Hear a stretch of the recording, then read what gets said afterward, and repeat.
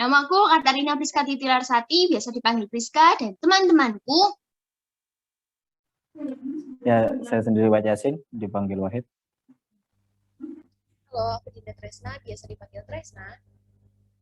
Halo semua, aku Nabila Nur Amalia, biasa dipanggil Dila. Halo, aku Tria Monika Iluta Putri, biasa dipanggil Monika. Nah, kali ini kami akan berdiskusi tentang how does AWS calculate the service usage used by user. Nah, Sebelum kita masuk ke topik yang lebih dalam lagi, kira-kira di sini ada yang tahu nggak sih apa pengertian dari AWS sendiri? Ada yang tahu nggak nih? Mungkin mbaknya sendiri. Kan aku bertanya. Nabila kayaknya tahu deh. Boleh dong kalau tahu share ke sini, kan kita biar sama-sama tahu. Halo, kalau menurutku itu pengertian AWS itu adalah platform cloud yang biasanya dipakai sama pemerintah buat ngumpulin data-data dari penggunanya, terus habis gitu kayak dibuat untuk memangkas biaya, terus sama kayak ngelola bisnis-bisnis gitu deh. Kalau itu menurutku gimana kalau menurut yang lain?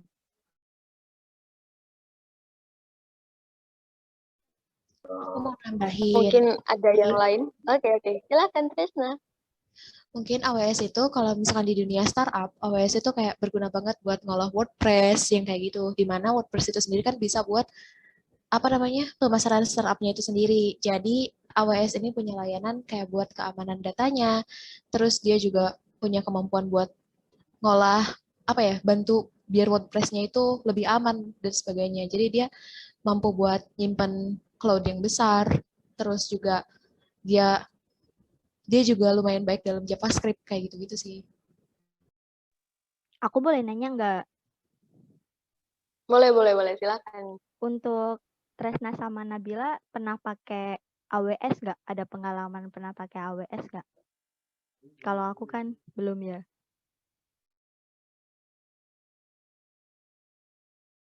Kalau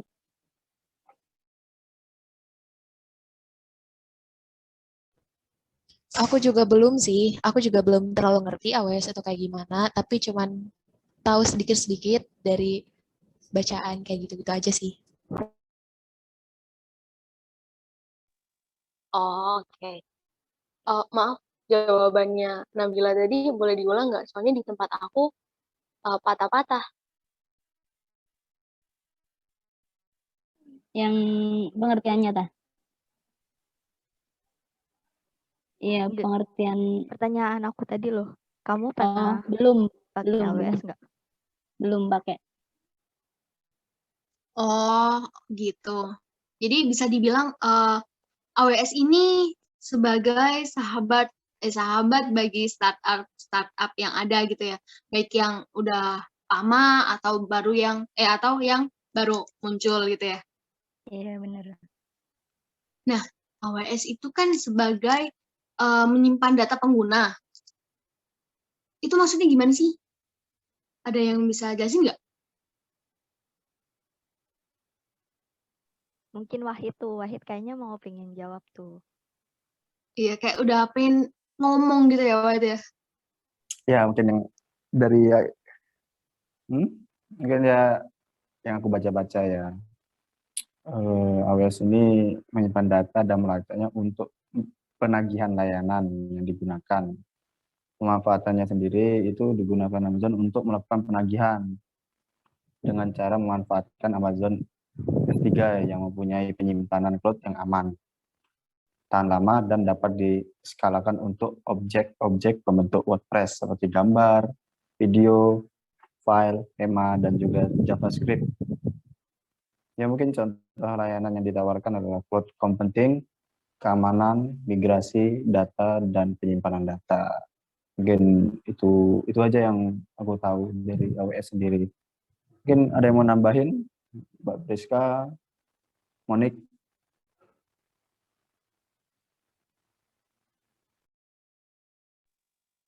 Ria dulu coba, apa aku pengen tahu. Soalnya aku belum pernah pakai AWS, guys. Jadi aku taunya cuma berdasarkan dari literasi-literasi gitu aja sih.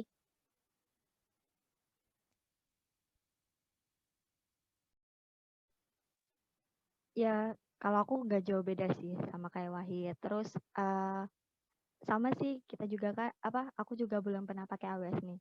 Jadi kalau dari aku sendiri sih berarti kalau aku nyimpulin dari punyanya Wahid itu berarti Amazon tuh kayak buat hanya nyimpen-nyimpen data yang pakai nyimpen-nyimpen datanya pengguna yang pakai AWS itu sendiri ya Hit. Jadi kayak manfaatnya bukan manfaat kayak kerjanya Amazon tuh salah satunya tuh buat nyimpen datanya pengguna gitu ya.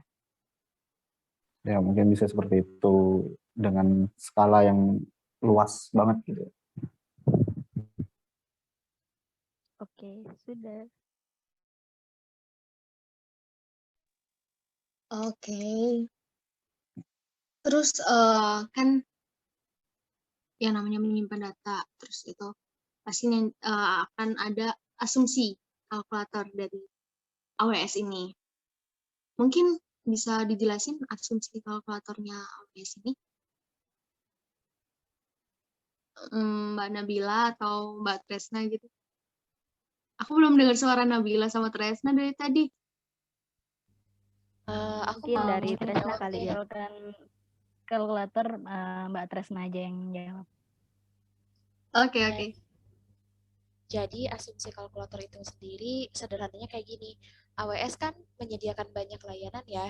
Nah, untuk layanan-layanan itu sendiri tidak gratis. Jadi layanannya itu berbayar dan asumsi kalkulator ini fungsinya untuk memperkirakan bayarnya itu kita harus bayar berapa sih kayak gitu. Jadi tapi asumsi kalkulator ini tuh bukan hal yang pasti gitu dan itu tidak selalu sesuai dengan kenyataan yang harus kita bayar. Jadi kan karena asumsi kalkulator itu hanya perkiraan dan ada beberapa faktor juga loh yang bisa mempengaruhi kenapa sih bayaran asli dan yang muncul di asumsi kalkulator itu sendiri berbeda. Mungkin dari teman-teman yang lain mau nambahin nih alasannya itu apa aja.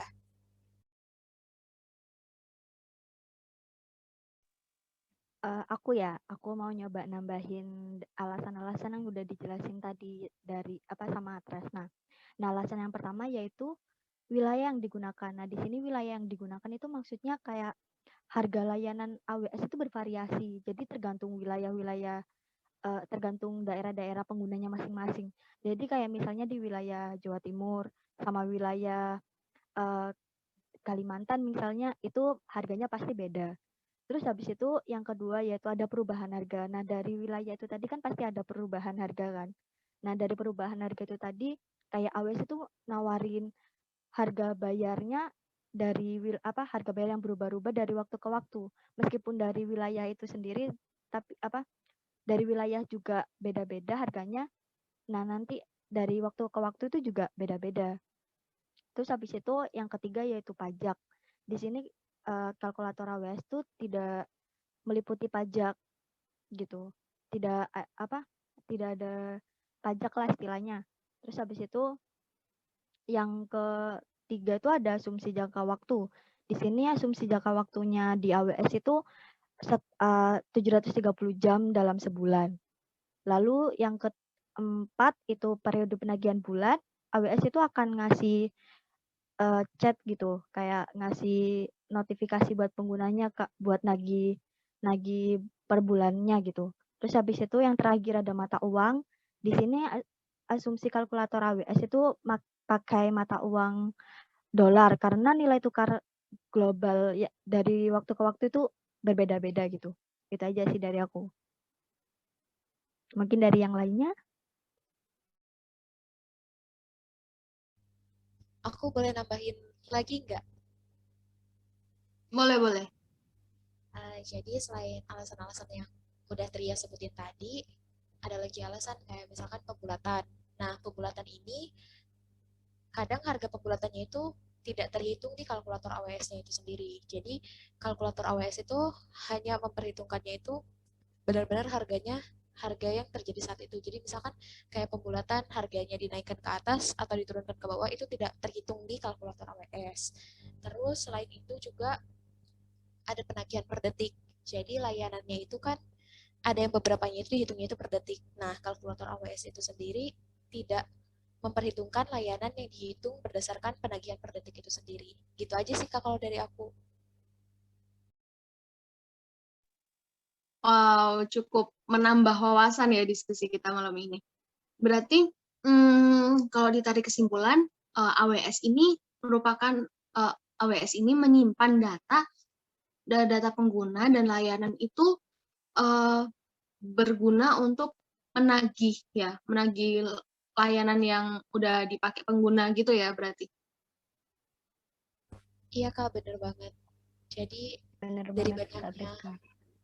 layanan yang ditawarin AWS itu, nanti layanan-layanan yang dipilih pengguna itu disimpan datanya, yang tadi itu loh, yang disebut S3 itu loh Kak.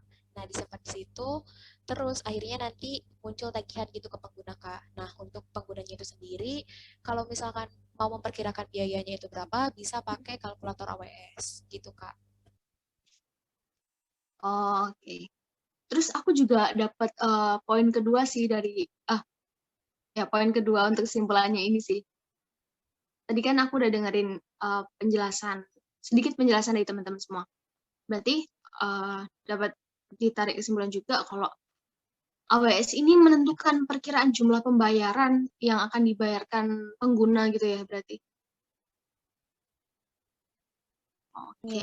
Yes, bener banget.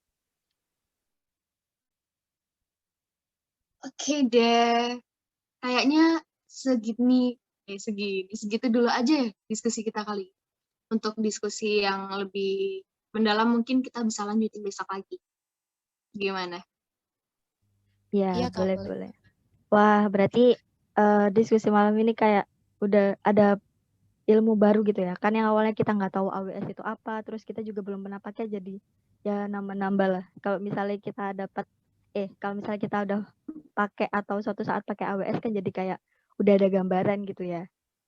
Ya, bener Siapa banget, tahu nanti Kak. kita mau bikin startup ya kan? Nah, betul banget. Amin. Buat teman-teman yang udah join diskusi kali ini, terima kasih atas waktunya, terima kasih atas informasinya.